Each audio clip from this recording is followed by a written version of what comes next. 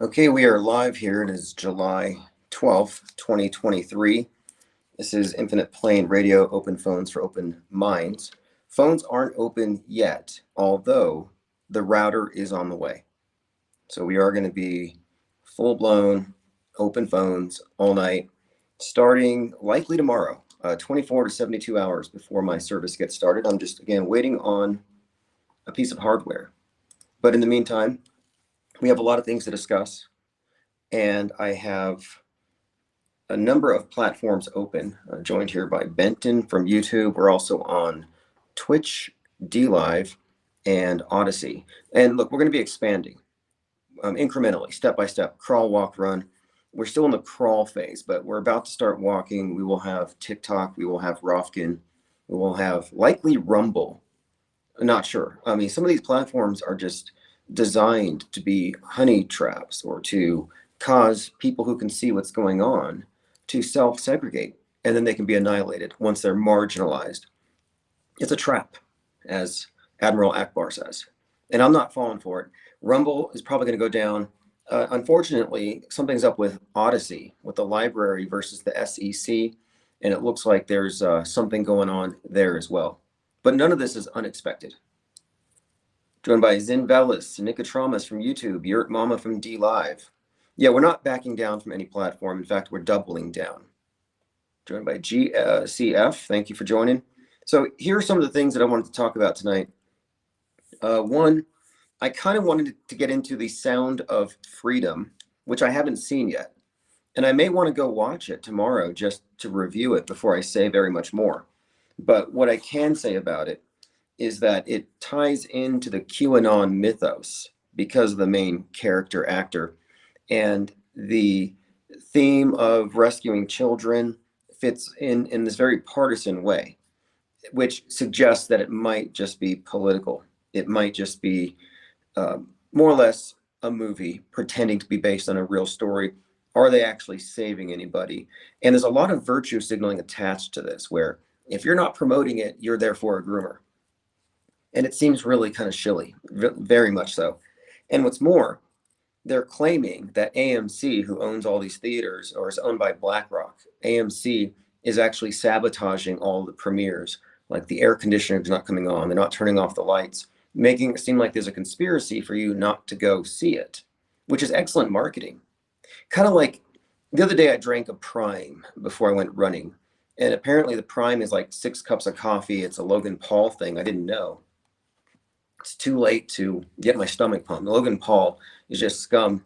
But his drink Prime was on the news yesterday. And it's like, this is very dangerous. We got to stop this. And I'm looking at it. I'm like, actually, this has the same amount of caffeine as your standard energy drink. So this is, to me, just marketing. They market through these news releases that appear to be, oh, this is something to be concerned about. And I'm just saying that this movie just has all the hallmarks of more or less a political message, definitely right wing. But it gets a little deeper. It gets a little deeper because the main character is based on Tim Ballard. Now, Tim Ballard, and this isn't me, this is all over TikTok, but Tim Ballard has a very conspicuous resemblance to Paul Walker. So Paul Walker, dead, supposedly. He was in Fast and the Furious. Well, Paul Walker looks like Tim Ballard. Now, why is this relevant? There's a connection here, which we'll get into here shortly. It's in my notes. 420 Land Party or 69, Frank Murr, Mom with Sons, Demetra 101, Moon Harvest, Into the Break, said No One Cried, AJ 206, and Claptrapism says the new Guardians of the Galaxy is about saving children. Right. Guardians of the Galaxy, I believe I watched one of those where it's kind of like the Dark Crystal. I mean, there is this reoccurring theme that the power elite are somehow absorbed with, somehow extracting the essence of the innocent. And I do believe that there is some kind of mass adrenochrome extraction going on, but I don't think it's the literal fluid. I think it's all mental. But anyway, it's all just marketing. I don't think I think it's mostly hype. And so I have to go watch it before I say too much more. But here's the interesting part. Tim Ballard has been accused or connected with the Q thing. He's been In fact, I think he pushed the Wayfair conspiracy theory.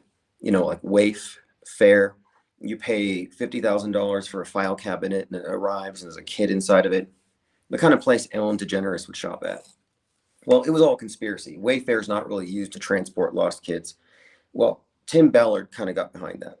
And what I'm saying here is this is all interesting to me, is that if Tim Ballard is pushing any kind of Q nonsense, that's one clue or one point I want to make. If he's pushing Q, then it kind of makes me want to look closer at this Paul Walker connection, because Paul Walker was in a movie with Q, aka Marcus Goldfinch, and you can actually see this if you look up Fast and the Furious, look up the trailer, and you'll actually find Marcus Goldfinch is a bartender in one of these movies. And I've talked about this person who's Q, who's also deep in Hollywood.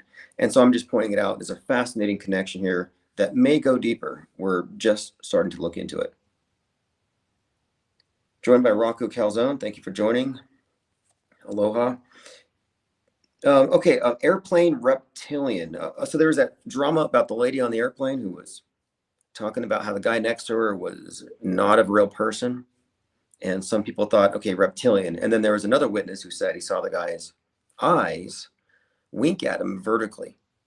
And the reptilian guy, I don't think he's done any interviews. I haven't seen him on TMZ or anything. But anyway, some subsequent videos have come out, and someone had suggested, based on a clip where she appears to be smiling, one of these Robbie Parker kind of Duper's Delight smiles, that maybe she's an actress.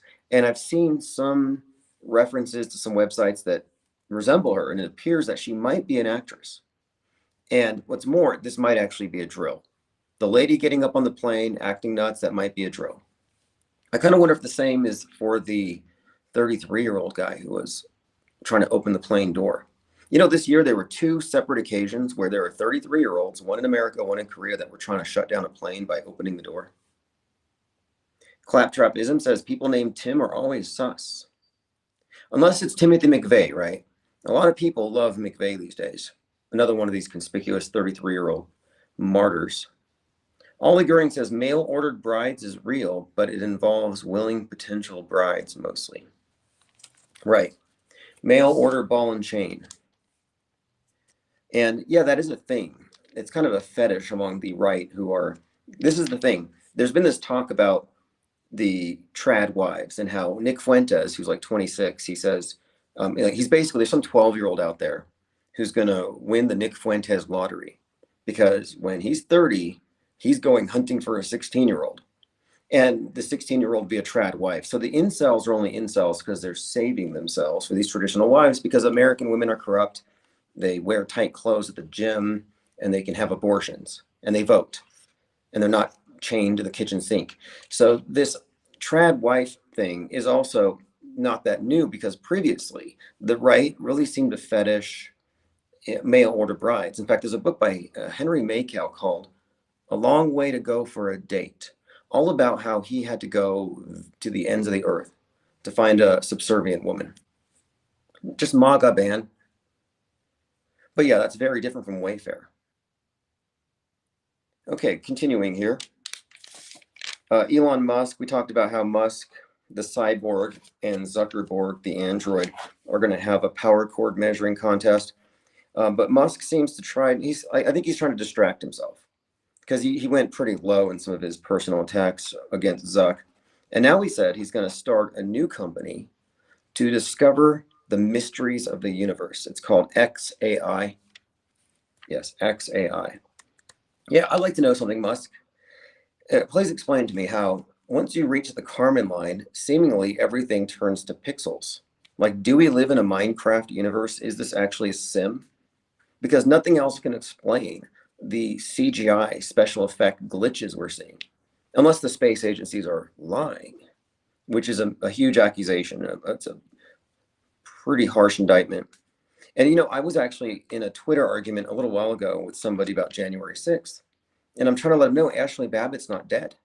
And you have to understand, they don't live in the universe where things on the screen are presumed to be fakeable. Like, everything to them is just real. It's an argument from authority. It reminds me of religious fundamentalism. I've often called it MSM fundamentalism. But the mainstream mediated minds live in a very superstitious world, the worldview they've been given. And we're having this conversation about January 6th, and I'll go through my tweets here so you can kind of see where this was going. I thought it was kind of interesting. Here's where I said, he's talking about Roger Stone. He said, Roger Stone is as despicable as Hunter Biden. And they said this because Roger Stone has a history of being a swinger, no judgment, but he was at a pride parade, suckling the breast of a trans person. Like, I'm just saying, this is Roger Stone. Nobody has it. He has a tramp stamp of Richard Nixon. So like, none of this is surprising, and nobody used to care. But suddenly it's just a culture war thing where suddenly they're acting like they care. But anyway, Roger Stone said this: Trump, sometimes President Donald Trump, hits it right on the nose. Ron DeSantis, Yale, Harvard fat boy, can't get out of his own way. Not smart, not honest, not going to be president. An unknown congressman with a bad haircut and an ill-fitting suit until Donald Trump made him governor. I know where he was when he was missing. Ask Emerald Robinson. So here's Roger Stone unloading, and he's a political dirty trickster. He's actually the best that there ever was. And here he is. Oh, Elephant Tusk says Roger Stone was part of NXIVM. Yeah, interesting. I'd be curious to know. I think the shorter list would be the sex clubs he's not a part of. He's probably part of one of the clubs that Biden was a part of, Hunter Biden. So on Twitter, Regressive Jerk says to me, Roger Stone is as despicable as Hunter Biden. And my response was, you might argue Roger Stone is a worse traitor than Hunter Biden. Not defending Hunter. Also, Stone never denounced groomer predator Ollie Alexander, which he hasn't, nor has Jack Posobiec. In fact, I'm going to have to check later and see if Jack Posobiec has blocked me yet. Anyway, he said, Regressive Mind says to me, traitor is a strong word. I would need evidence to call a man a traitor. But without a doubt, both men are cut from the same cloth. Again, Hunter and Stone, and which isn't really true. I mean, Hunter's pretty disgusting. Stone is better dressed. But then here's what I said about the traitor thing. Any insider on the January 6th PSYOP is technically a traitor. This was a bipartisan operation, totally staged. Nobody died. Not Ashley Babbitt, nor any of the officers. And this is just true. And if you don't believe it's true, that's fine. Believe what you want, but you don't know me to be wrong. You're basing your opinion off of what the screen told you in a very curated bipartisan way where you can choose your own adventure. Oh, I want to believe that the fascists try to take over. No. I want to believe that the fascists was just there protesting an election and some Fed named Ray Epps told everybody to run to the Capitol, so they did that. I mean, Ray Epps as a scapegoat is the dumbest story in the world, which is what Tucker is really behind. Anyway, Regressive Mind says to me, with all due respect, are you stating a sincere opinion about saying that these characters were all just staging their deaths? And the best I could do was this. If you sincerely believe January 6th was real and an organic event, as most people do, you're just out of the loop. It was not a false flag. It was not a provoked event. And then I put a link to Autohoaxology 101, the false flag fallacy and the off-world stage media perspective. If you haven't been there, it's at my Teachable site for the IPS Institute. Because at this point, we're dealing with a different frame of reference when it comes to how we interpret media.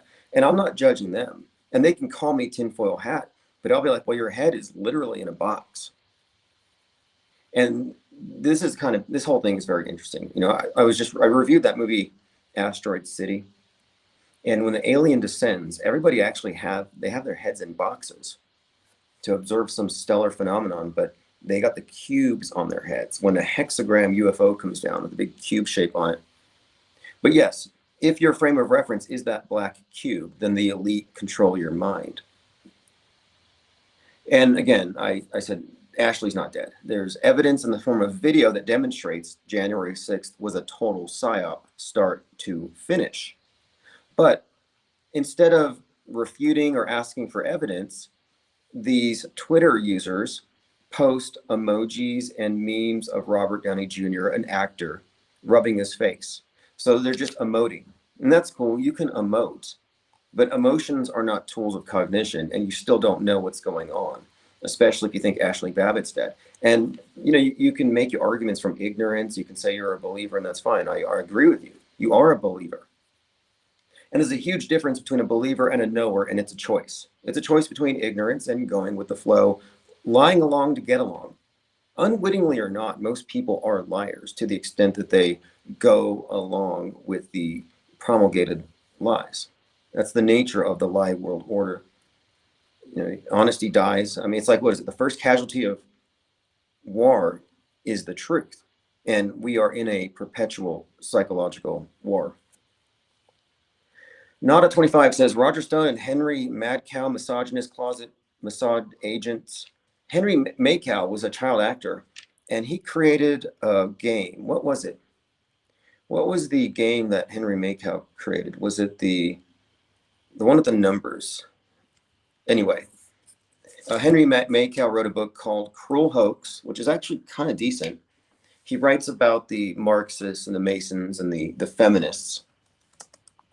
He also wrote another one I haven't read yet about the Illuminati. Yeah, here we go. Henry Maycow is the author of A Long Way to Go for a Date, pioneering articles exposing feminism and the New World Order. And I don't agree with a lot of what he says is pretty good, but he's a true believer in the world stage. He's a false flag believer. People die. He's not an auto hoaxer, but some of his observations are interesting. He's more than likely an agent, as the person said, because everything that he's putting out there is pretty much pointing fingers at Israel, which is typical of Mossad agents. Controlled opposition, in other words. Interesting character. And again, he's not quite wrong, but in a way, it depends on how you look at it. Like some of his observations, but I think he's kind of the proto-MAGA ban. Like he put out an article years ago where he said, what's worse, a burqa or a bikini? And he made the case that Western women were basically worthless and had no self-respect, and that the West was in decline. And I'm like, well, that's interesting.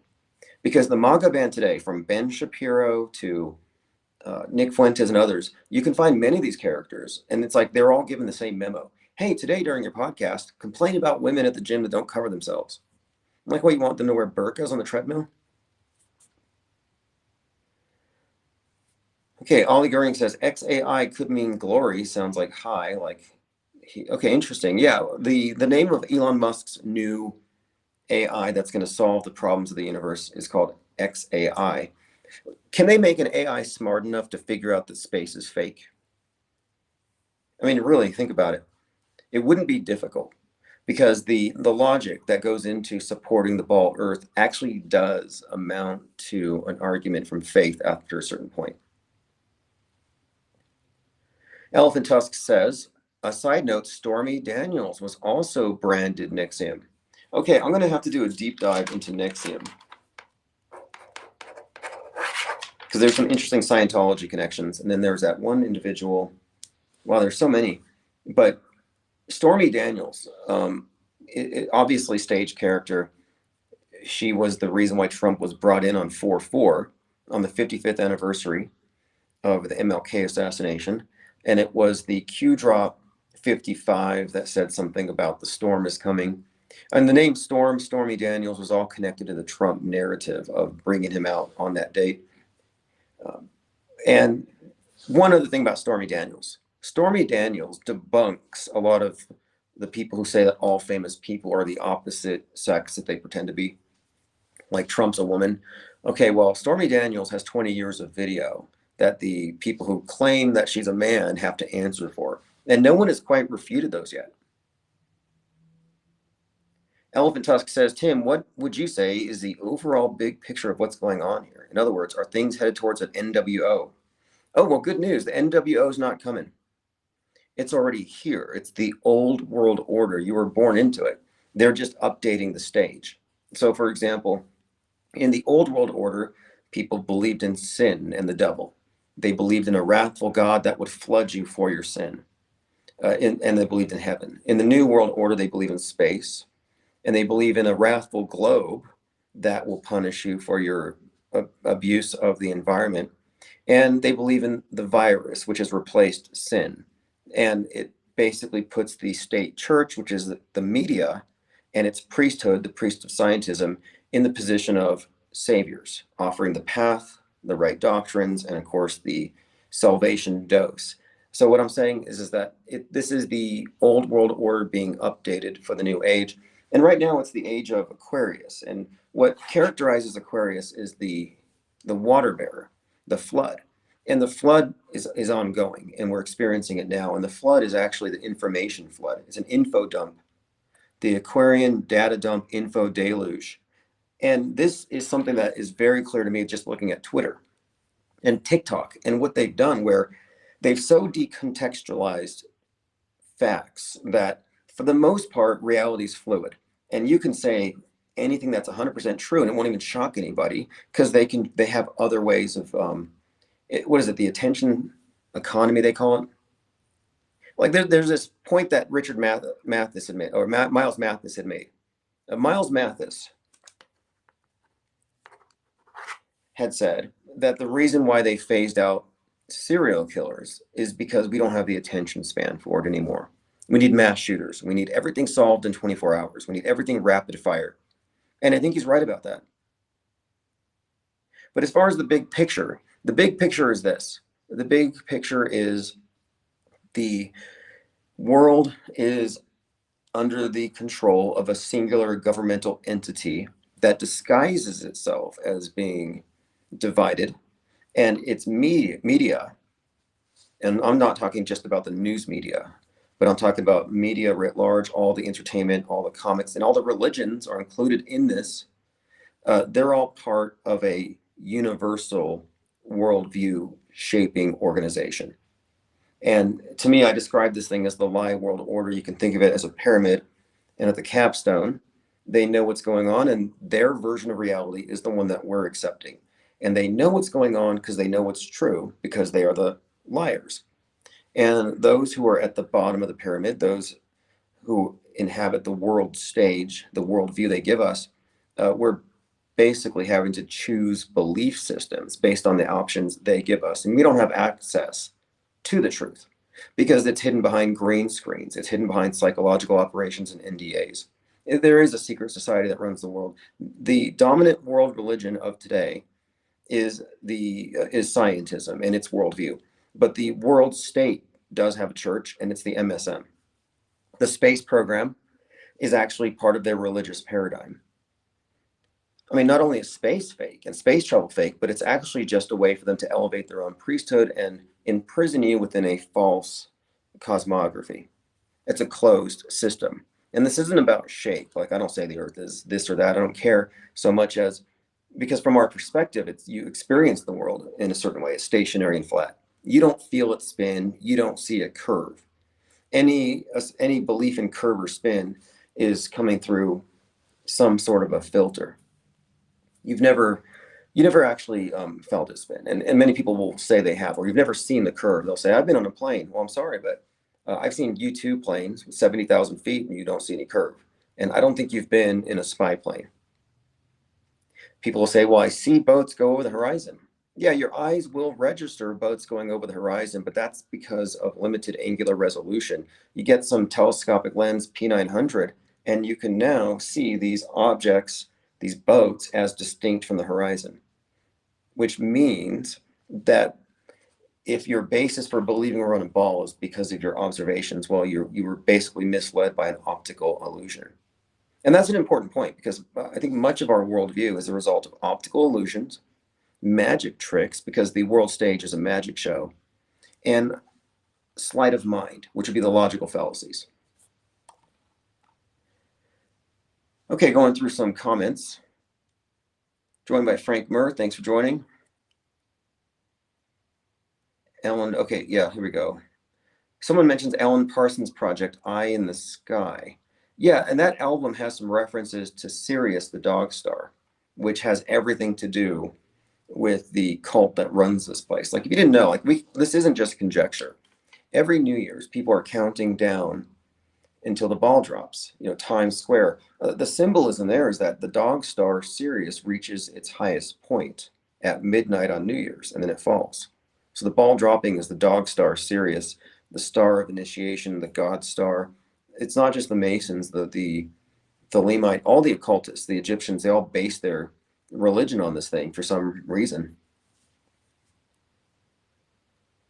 And you could even look at 9/11. There's just so many New Year's dates that have associations with that star. In fact, the heliacal rising of Sirius over the sun in the summer, which generally marks the flooding of the Nile, which was the association with the flood and the dog star. But anyway, it's another New Year's. That's when they start their new year. By the way, we're in the dog days of summer. 7/3 to 8/11 are the dog days, and this is when the star is behind the sun. And according to their mythology, their lore, it somehow amplifies the intensity of the sun's heat. I mean, you might think this is all just archaic or mumbo jumbo, but the fact is, it's part of the symbolic system behind the astrotheological cult that runs this place. Remember, in the Truman Show, it's the dog star that falls from the sky that precipitates Truman breaking out of his closed system, his little lie world, where he went from a false man to a true man. But he had to rebel. He had to recognize the lies, and he had to go against the lies. He had to notice the glitches that they told him not to notice. He had to basically overcome gaslighting and mind control. But he had no inkling that there was anything wrong with the system until the dog star triggered this awakening. But the serious references are worth noting. In fact, there was a lot of it around the Batman movie with Heath Ledger. Why so serious? And that movie came out in late July, when we had the Aurora shooting. And it seemed to be perfectly timed with the Sirius rising. Elephant Tusk says, everything is Sirius or Orion related in this realm. Now, Orion to the Egyptians is Osiris. Now, here's an interesting point, because tomorrow is 7/13, July 13th. And this date is very interesting to me. There's just been a number of very conspicuous deaths, 33-year-olds. You had that actress from Glee, anniversary date of an actor from Glee who died 7 years prior. 7/13 is a very important or interesting date. 2019, you had the blackouts in Manhattan from 42nd Street on. And they claim it put 42,000 people in the dark. So 42,000. Now, 42 years prior to the day, 7/13, 1977, you had a blackout, 42nd Street on in Manhattan. It was during those blackouts that you had the Son of Sam shootings. But look, again, a 42-year space to the day of these blackouts. And that's when I started to notice these correlations between the numbers and certain symbols or connotations. Like, for example, the number 33 is often associated with Christ or crowns or rising or ascension, whereas 42 seems to be associated with black and falling and darkness. So light and dark, it's their polarities. And we see these all over the race war psyops. The number 42 is always associated with these events. And we can go through each one in detail, and we will here soon, because this is their coded language. Well, interestingly enough, in January of 2022, Chesley Christ fell from the Orion building there in New York. Now, Orion, Osiris, and now Chesley Christ, the name Christ, she falls and she hits the ground on 42nd Street at 7:13 a.m. So here you have 7:13 referenced, 42nd Street, falling, and a number of other things. The Orion thing, the fact that she was a beauty queen. But there's a lot of ritual deaths associated with this number, along with the 33-year-old actress who died on that date. Let me get her name. It was 7/13, 2019, I believe, that she died. Naya Rivera. Naya Rivera dead at 33, July 13th, 2020. Glee star dies at 33. Now, again, this date, 7/13, has a lot to do with this concept, the sacrificial deaths. And on the day that she was found dead, There was a green-haired CEO who was dismembered, and he was also 33. Now, this is another interesting tie-in here because Osiris, green god, vegetation, but again, a 33-year-old CEO dismembered. Well, what happened to Osiris? And I just mentioned the Orion building. Orion is Osiris. His name was, here we go, 33-year-old tech CEO found dismembered in luxury New York City apartment, Fahim Saleh, 33. And then there was a poker player, I believe the name was Cho, who was found dead that same day. And she was, I believe she was burned, and I don't know if she was dismembered. Yeah, here we go. Susie Zhao was tortured, set on fire. So my point is, the same day, 7/13, we get all these 33-year-olds. I'm like, what is with these deaths that are all seemingly tied in to the ritualistic death of Osiris?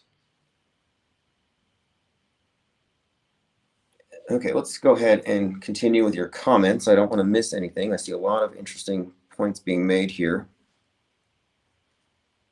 Into the break, elephant tusk. Oh, here we go. Gematria 101 says President Truman dropped the first nuke. Interesting point there. July 16th is the anniversary of the first nuke of the Trinity test. 7/16, 5:29 a.m. Again, interesting date. 7/16 is the date JFK Jr. crashes. Eyes Wide Shut is released. Apollo 11 launches from Kennedy on 7/16. This date is very interesting for a few reasons. So I've been looking at it kind of closely. And then there's a Mission Impossible that just came out, which actually may tie into this story here. All right, continuing here. Elephant Tusk says 88 has to do with Ouroboros. I'd be interested to know what you mean by that. The number 88 has a lot to do with time travel, especially if you look at the Back to the Future movies. The number 88 has a lot of interesting connotations. One of them, I think, is the Mercury has an 88-day orbit, and Mercury is the god of, I guess he's like a messenger, god of the magic, language, commerce. Messenger, though, is a key point. But also there's 88 constellations in the zodiac. So if you think about it, time travel, the wheel of time, the circle of time above represented by the zodiac, the 88 connects to that as well. Now the number 42, the number 33, look, yeah, Gematria 101, Jackie Robinson, number 42. Okay, anyone care to guess, how old was Rosa Parks when she refused to go to the back of the bus? How old was George Floyd's twin, Stephen Jackson? How old was Maurice Hall, his drug dealer, the driver in the vehicle? Let's see, 330 days after his death, Chauvin gets convicted on 4/20. I mean, the 42s are all over this thing. And then that summer of 2020, it got really interesting because you had let me preface this with this. The numbers are symbols, and each of them contains meaning, intrinsic meaning. They're sigils, basically. And the 4 is a cross, 4 seasons, the solar year, and the basic division, fire, water, earth, air, the 4 suits, the cards, Matthew, Mark, Luke, and John, the tetramorph. It's all based on that number 4 and the sun. And the agrarian god Saturn is the harvester, grim reaper, father time. He's there at the end of the cycle. And the number 2, you could look at that as the scythe. And if you combine the 4 and the 2, you get the symbol of Saturn. You get the astrological symbol of Saturn, 4/2. And I'm saying is that just as the number 33 is always suggestive of the sun and light, 42 is always connected with Saturn and death and darkness, rules the night. Even like T2, the Terminator, the T is a cross, T2 is a 42. The Terminator line is the line that defines the boundary between night and day when the sun dies, when Osiris is being dismembered over the course of the day. So the sun set, Prince of Darkness. It's all symbolic. But the 42 is Saturn. So the summer of 2020, summer of George Floyd, you had all kinds of fascinating connections. Like Stephen Jackson, George Floyd's twin, was the last person to interview Kobe Bryant. And Kobe Bryant died at 41. But his 42nd birthday was celebrated in the summer of 2020 by Mamba Week. It was like the week of the Kenosha riots. So Mamba Week, all the NBA players wore 42s. During that week, Chadwick Boseman dies, and he played Jackie Robinson. So the MLB, the Major League Baseball, just happened to all be wearing 42s on their jerseys for the Jackie Robinson week. Now, it's usually in April, but they moved it to the summer because of COVID. So just by coincidence, Chadwick Boseman, who played Jackie Robinson, died at 42. And the number 42 got so absurd that they actually changed it after the fact to 43. They actually changed his age because it was getting so impossible to ignore the constant reference to that number. And then, of course, it tied in because he died as the king of Wakanda and is Rip King. At the same time, Martin Luther King, Black King, MLK, by the way, Moloch, Saturn, just another way of referencing the same, or Osiris. On that 57th anniversary of the I Have a Dream speech, BLM is gathered at the Washington Monument for Martin Luther King. So Rip King is trending for MLK and the King of Wakanda at the same time. Anyway, summer of 2020, it was just ridiculously replete with symbolism. The whole thing was fake, top to bottom, totally staged. The protest movements are controlled left and right, and we've all known this, but Proud Boys versus Soy Boys. I mean, obviously, they want you competing for the favor of daddy government. All right, let's see here. Going through your comments, Sun Rabbit says piano has 88 keys. Correct. Jack Jackson says Antichrist rules for 42 months. Well, okay, number 42, again, the symbol of Saturn, very common symbol, common thing that they throw in your face. And they use the numbers, they use symbols in order to encode their messaging. Elephant Tusk says Reuters just released an article, U.S. to spend $42 billion to make internet access universal. MLK could also mean Melech, which means king in Hebrew. Right. Well, what I'm pointing out here is the occurrence of syncretism. So, for example, Saturn isn't Satan, yet you see these things kind of combine to where in some instances these things make sense. Like the Washington Monument. Well, the Washington Monument is an obelisk that represents the dead sun god Osiris. And on the 50th anniversary of the Apollo 11 mission, that is in 2019, on 7/16, in fact, they actually projected the Saturn V, again, Saturn, the Saturn rocket onto the obelisk. And they repeated the Apollo mission by projecting it. And what I was pointing out at the time was this is Mystery Babylon updating their gods, because the obelisk is their old way of representing this deity, the risen savior. And of course, the goddess is the night sky. So you have the earth god and the night sky. When the rocket goes from earth into the heavens, it's the same thing as Osiris, and the womb of Isis is space. And what happens is, in their little myth of recycling, is that he dies every day because Saturn, or the Prince of Darkness, or night, kills him. And she picks up the pieces, sews them back together, and they have a night together, conjugal visit, whatever. And then the sun god is born the next morning, Horus, the child of darkness. And this is just part of their personification of the daily cycle. And they have personifications of the annual cycles. And everything is based on these solar cycles. So that's why solstice means sun stands still. And on the summer solstice, when we enter Cancer, this is on the 21st, the world is watching, standing still for a period of 3 days or so, as the submersible Titan goes down to the Titanic. And we're trying to figure out, are they going to be rescued? They have 96 hours. Well, the submersible actually represents the crab Cancer. And when we reach that point in the year in the astrology teachings, they say that that is when souls descend to Earth through the Cancer gate, the gate of men. And then on the winter solstice, it's the gate of gods. But the whole point of it is the descent of the submarine was symbolic of the crab and the 3 days that the sun stands still. It's all just ritualistic, symbolic of the sun god mythos. That's why you had a father and a son in the vessel. G33 says signs and symbols are a language for the elite to communicate without the normal people knowing. Yeah, that is specifically it. That is exactly why they do it. Elephant Tusk says the demiurge is trapped inside the hexagon on Saturn. G33 says the other day you said elite, L-eat. I love that. Yeah, see, L is Saturn, and elite are the elevated. The asteroid city. Okay, so asteroid.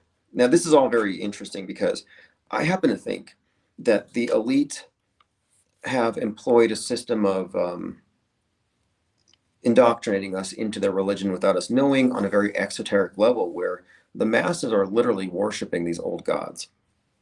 I think there's quite a lot to substantiate this. And that movie I watched, Asteroid City, just really reiterated a lot of these themes. But the alien, the elite, the Elohim descending from the sky, El is light or angel, messengers of light. And then you can look at it as, in a way, like Musk, for example, with his CubeSats. This is all Saturnian symbolism because Saturn is L. Saturn is also symbolized by a cube. So here you have CubeSats. And how many CubeSats is Elon Musk putting into orbit? 42,000. Now the 42,000, the 42 is Saturn, the cube, and then you got sat, and then satellite, L and light. So to me, it just all seems very much encoded because they're worshiping the Elohim. They're worshiping angels or whatever this thing is. They're worshiping Saturn. Jeff Bezos, another one of the space popes, has a clock a 10,000 year clock, which probably ties into the 10,000 day return of Saturn. But this clock, which is again an homage to Chronos, time, Saturn, costed him $42 million. Who has $42 million to spend on the clock? And he put the clock inside of the Sierra Diablo Mountains in Texas. So Devil Mountain, $42 million altar to Chronos. And it has a capstone above ground that gives it the light to power it. Elephant Tusk says the planets are the seven seals that keep Saturn in check. Fascinating. Hence why they're adamant on destroying Earth just like they did to Mars. Very interesting. See, I think that's what I find most intriguing about all of this stuff is when you look at it from an esoteric perspective. Like space travel is not space travel. Going from Earth to the heavens is all symbolic of the ascension of consciousness from the base of the spine to the crown. The whole thing is very symbolic. And what he's talking about here, the seven seals, well, everything seems to correlate with the seven chakras and the 33 vertebrae in the spine. You see these articles, it's like Musk's rockets, 33 engines ignite.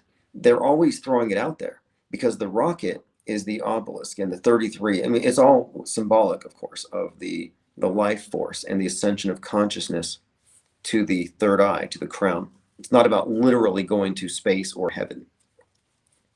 That's just the exoteric. Yeah, 420 Land Partier 69 says summer of 2020 was a wild ride. Yeah, summer of 2020 was revealing. The whole year was. It was revealing. We were veiled, but it was a revealing time. It showed you who was objective and who was lost in subjectivity, who's driven by fear and conformity, and who can maintain a sense of self and integrity in the face of the mob. And what we did was this. They're like, oh, you stay home. You obey the black cube. Only listen to it. And I'm like, no, here's press passes.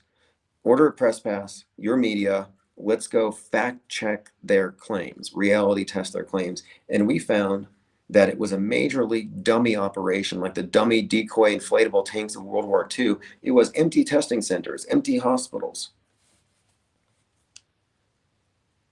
Elephant Tusk says, I missed the riots. They were entertaining. Yeah, I noticed that they haven't really invested money in the rioting. I think they got what they wanted. And what good would it do? And the MAGAs just don't know how to riot. They don't know how to peacefully protest. January 6th was a joke compared to what the BLM style rioters would have done. They would have torched the place. Into the Break says Elon said today that he's an alien and no one believes him. Well, do you remember when Ye got kicked off Twitter? He posted a swastika on a Star of David. Well, it turns out that symbol is from the Raelian cult. Speaking of Sirius, they believe that they are in contact with aliens from Sirius, the Raelians. They believe they've cloned people. They're huge on sex magic or sacred sex. I looked into the Raelian cult back when they were on TV or something. But anyway, Musk deleted Ye because he posted that symbol. But previously, Musk was awarded some kind of honorary membership in the Raelian cult. Now, of course, the name Elon, L, again, we're talking about L and the meaning, it's all encoded. Kind of like L. Ron Hubbard. And look, the space religion you live in, which is NASA, if you believe in this stuff, it's a combination of Mystery Babylon, courtesy of Jack Parsons, the American counterpart to Aleister Crowley, and science fiction writer L. Ron Hubbard. They took the outer space science fiction paradigm, mixed it with the occult New Age religion that is all about bringing in this new age that we're presently living through. They're calling it the Great Reset, but previously they called it the Great Work. It officially began on 12/21/2020 when Saturn and Jupiter conjuncted on the winter solstice, a Christmas star. Hadn't happened in 2,000 years. Perfect time for a reboot. But our space religion comes out of Jack Parsons, L. Ron Hubbard, and the movie star Scarlet Woman, Red Witch, Marjorie Cameron, the first person to ever sight a UFO. That's when they created this new religious paradigm for us. I mean, it's totally manufactured. And you can laugh at Scientology, but it came from the same minds that brought you NASA. There's very little difference.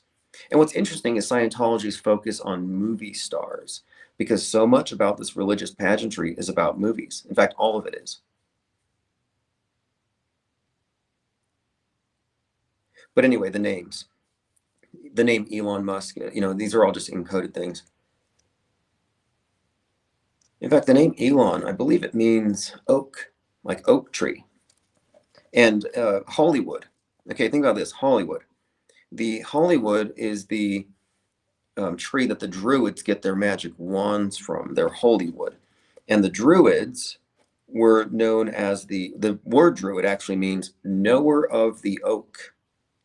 So there's this kind of interesting connection, Hollywood, Druids, the oak tree, and the name Elon perhaps. Might be reaching there, but it's there. But if you look at Musk, he's obviously a composite character. I would say he's 20% Werner von Braun, 20% Tony Stark, 40% Willy Wonka, and then another 20% Constantine. Like he's kind of a mashup of these characters. Jeff Bezos is clearly based on Nimrod, the builder of the Tower of Babel, which is supposed to fall. Elvin Tusk says, have you watched the short film Raka? It's 20 minutes long. No, post a link. Post a link. I want to watch that movie about the children, the Save the Children movie. I'm going to watch it so I can review it. So I have a lot of criticisms on how it's been marketed. But I don't want to totally dismiss it until I've watched it because I'm pretty sure I'm missing something here. But I do want to further explore the connections between Tim Ballard and Paul Walker and Q. By the way, if you just got here, I see the 70 here listening. I'm going to start sending out text notices. So we're going to have a lot more people here when phones are back on. Phones will be on in the evenings. Infinite Plane Radio, Open Phones for Open Minds, will be taking place evenings from 8 p.m. to 9:30 or so in this window, weeknights. Mornings is the IPS Morning Deep program. So if you want to get on the text alert list for the live phones, I'm going to resume with that probably tomorrow. We're just waiting for me to get the router. Jack Jackson says, Elon taking them to Mars is another simulation further from the truth. Sim within a sim within a sim. Interesting way of putting it. And if you think about it, it all makes sense because you have the Willy Wonka connection here is what I've been talking about. In addition to outer space, Musk is involved with digging, the Boring Company. Now, this is all another rabbit trail or rabbit hole. So the Boring Company is the company that he used to dig the holes for the Hyperloop train. And I've been saying for some time that if Mars exists, it's going to be a deep underground Mars base. And they will simulate space travel with the Hyperloop. They'll say you're going through a wormhole. That's how we got there so fast, 20 minutes to Mars. And it's fundamentally no different than Willy Wonka taking you to his chocolate factory, where you go through a tunnel, super psychedelic, very fast, you get kind of queasy, and then you're there in Oompa Loompa land, where Wonka is like the emperor. And that's pretty much what is the case with the Mars thing. Now, the Boring Company is a tunneling company, but he also started boring candy because he was going to start producing candy. So I'm like, okay, that sounds like Willy Wonka. Well, the next thing you know, he buys Gene Wilder's house. He buys Willy Wonka's house. So that's an intentional connection there, that the Mars will be simulations within the simulations within the simulations. And it totally will be. And they will be able to fake space well enough to convince people. There was a very famous hoax slash reality TV show called Space Cadets that aired in the UK like 2010 or something. And they convinced 5 people that they were in low Earth orbit. Now, how did they do it? There were 10 people on the craft. 5 were actors, 5 were dupes. And the dupes, who were selected for being gullible and uninhibited and having no information about science fiction, they were chosen for their willingness to make an exhibition of themselves and for their ignorance. They were more or less segregated from one another. Like just how they don't like us on YouTube or Facebook saying things that counter the mainstream lies. Well, in the same way, they prevented the 5 targets of the hoax, the 5 dupes, from ever talking to one another. So if somebody noticed, hey, this doesn't seem real, well, they're not going to be able to have that thought echoed or mirrored anywhere. But they had them going. So it's 100% fakeable. When they dropped the walls down of the fake spaceship, everybody laughed at them. And I thought, what's interesting here is that the audience is laughing at the people who are in the show Space Cadets. Because, oh, look, a bunch of space cadets. Well, guess what? The elite who manufacture your false worldview are laughing at you because they have put you in the same position. That was just us in a microcosm. That's the world stage in a microcosm. That's why I call it the lie world order. If there were 10 people on that fake spacecraft that didn't know it was fake, they would have figured out it was fake. They would have figured it out. But since they had 5 actors who knew it was fake, they were able to keep the other 5 from figuring it out.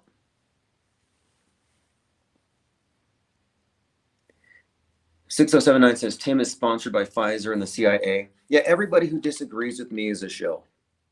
Real mature thinking there. Everybody who disagrees with me must, like, for example, I don't believe in climate change, therefore I'm for big oil. I don't believe in chemtrails because Delta Airlines drops off a suitcase of money here every once in a while. I don't talk about Jews because Mossad, yeah, they got my back. Like, just because I don't agree with your corporate media fed, establishment safe conspiracy theory doesn't mean I'm one of them. I might just be wrong. Maybe you can convince me. Calling me a CIA operative. Not the worst thing I've been called. Demetria 101 says space cadet is a slang for a person not in touch with reality. Exactly. And the space program itself, the whole purpose of it is actually to control your inner space. NASA is not about taking you to some distant paradise. The whole purpose of it is controlling your inner space, mind control, Psywar, always has been. And let's see here. Jack Jackson says, oh, okay, never mind. I see some people in the chat talking. Look, you can call me a CIA shill on the phone tomorrow, and I'm likely going to have a caller queue so multiple people can call, and then we can just go through calls rapid fire. I was a fan of Liberal Land, Ellen Combs. And he had this thing he would do at the end of his program where for like the last minute, anybody can chime in and say anything for like 5 seconds, just blurt out some mind virus. And I want to do something similar. Okay, well, anyway, look, if anybody here wants to call in, we will make it open. I'm even open to debating things. Like if you want to have a debate against me for any of the things that I see that I don't believe in, we can do it. I'm not worried about censorship. That's the least of my concerns. We're not trying to breathe mainstream media air. We're not trying to cozy up and somehow be accepted. We're studying them. And if anything, we're anthropologists in this. 6079 says, you don't believe in climate change, neither do I. Well, why don't you believe in it? Because, listen to it, I'm going to read it. He says, you don't believe in climate change, but you're peddling the pro-vax agenda and your paintings suck.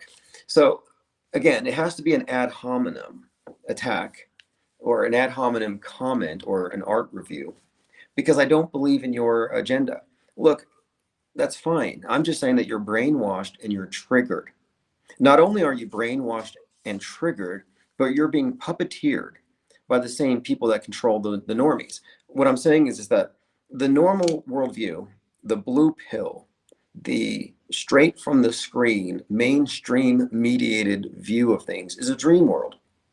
And if you don't rock the boat, everything is cozy.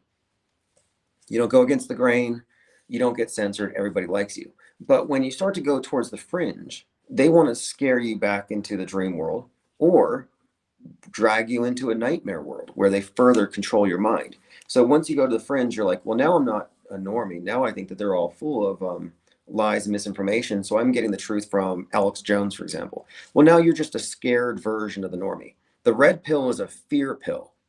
Now you believe in false flags. Now you believe in scary clouds. Now you're scared of medicine that you're not even taking. And I'm just saying is that the increased amount of fear that you have is part of the fearocracy's plan to keep you from seeing how fake stuff is. And I can show you the way out of the nightmare world that you inhabit. And it's not by going back to the center. It's not trying to wake the dreamers. It's by walking away 180 degrees from the center of the dream world until you enter the off-world stage perspective, which takes into account psychological operations, sleight of mind, stage magic, weaponized disinformation that puts people into partisan camps, us versus them, easy to manage, easy to control. You're pushing an anti-narrative and you're saying you're not controlled.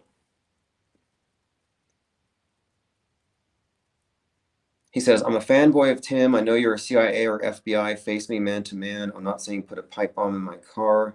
I'm saying hand-to-hand combat. So now you want to fight like Musk and Zuck. Next, you're going to be wanting to have a measuring contest. Like, why does it have to go to that? Why does it have to go to physical violence when you can just admit that you're wrong? You want to physically defend your ego? We'll see how that works. Okay, so let's just go ahead and recap a few things. Ashley Babbitt's not dead. This is good news, despite the fact that truthers don't want to believe it because they love their martyr. They love their victimhood. They love their narrative that's fed to them by fake populist Tucker Carlson. Now, this is the age of Aquarius, and we're experiencing the data dump, the info deluge. And I've been noticing, and I've been commenting on these dozens and dozens of channels on Twitter where people have 50,000, 100,000 subs, and they're just pushing bad information. Like, I mean, sometimes it's true. It's like, oh, look, Biden's in a mask. But then sometimes it's like, Q's going to save us. Sometimes it's Sylvester Stallone is a big woman. And I'm like, okay, well, they don't have any coherent structure to what they're just pumping out there. It seems like a flood. And then it occurred to me, they're decentralizing disinformation distribution because of the way that media is promulgated today. And because we exist in the attention economy where they can't count on you to gather around Alex Jones's mic for 3 hours a day. But now they have a million nodes pushing out the same kind of information, fear this, fear that, alternative fears. I think what they've done, again, is they've just decentralized the disinformation distribution. There's not going to be another Alex Jones.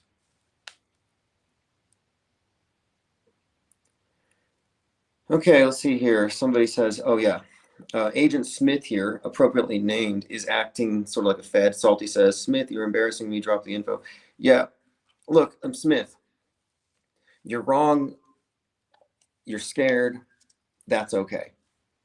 Most people are. You fit in. You fit in quite well with the world. But we're not going to censor you. In fact, the word censor is overused. If you haven't been censored by the government, you haven't been censored. No, I've been censored. I have a White House connected hacker, and this is all provable, that has spent the better part of 5 or 6 years messing with me. And then I get this little troll here, and it's like, look, man, compared to the trolls that we've dealt with, there's really nothing you can say or do that will do anything other than kind of make us laugh a little bit. Harlan Hill says, there was no virus. Sounds like people scared of sudden death. No, I would say that the COVIDiots who put the sock on their face and hid in their basements were the ones scared of sudden death. The ones who are, oh, that person's healthy, let me run. It's a healthy super spreader. You were literally terrified, War of the Worlds, H.G. Wells style, jumping out of your windows because the government said panic. You were the ones scared to death, still scared to death. Now you're a bunch of vax junkies, you're media junkies. Your worldview is based on fear. I'm fear-free. I don't have any fear about it whatsoever. It's like, no, you got it 100% wrong. And in fact, I think the reason why they had to introduce it is because they're promulgating this new atheistic paradigm, and COVID is a devil that the atheists will believe in. Virus is a concept that replaces sin for the atheists, just like your carbon footprint, global warming replaces the wrathful God, the flood myth nonsense. Scientism is just full of mythology, and it's all fear-based. I'm not the one who believes that if I don't recycle, we're going to be hit with a flood. Oh, and also the diet suddenly, all fake. Any of these celebrities falling on TV and they're like, oh, they got the thing, so therefore that got them. Yeah, that's fake. That's crisis acting. All right, well, anyway, I'm going to open up phones as soon as I have my internet connection up because we have Smith wants to rage and he wants to share his truth. And I'm sure it's highly original and interesting and nothing we've ever heard before. I'm sure of it. I'm sure it's not just more of the same. I'm scared of needles. Look, here's something else I want to point out really quick here. The liberal left fears guns and love needles. The far right fear needles, love guns. Not an accident. It has to do with your relationship to power and Big Brother and boundaries. Like, for example, left wing loves open borders, both the walls and their skin, their epidermis. They're like, no, I'm totally porous. Poke me, Big Brother. Meanwhile, the right is like, no, we need strong walls. Don't let the aliens in. And nope, you're not poking my skin. Same opinion pertains to the Second Amendment. Do you defend yourself? No, you need the government to defend you. Do you have your own immune system? No, you need a government injected immune system. So this is just a bifurcated psyop. And Smith is a puppet, just as the people on the other side are puppets. And that's fine. I'm not judging. We're just observing the facts here. Okay, so this has been great. Again, tomorrow we're going to pick up in the morning with the IPS morning deprogram. If you don't want to miss it, get on the newsletter, ips.monster. I do send out live notifications. This is really the second day now in the IPS headquarters. And I want to point this out too. We have a headquarters. George News does not. Even though they changed their name on YouTube to the George HQ, they don't actually have a physical headquarters. Just thought I'd point that out. This has been great. Thank you all for the comments. Chemtrails are fake. Condensation trails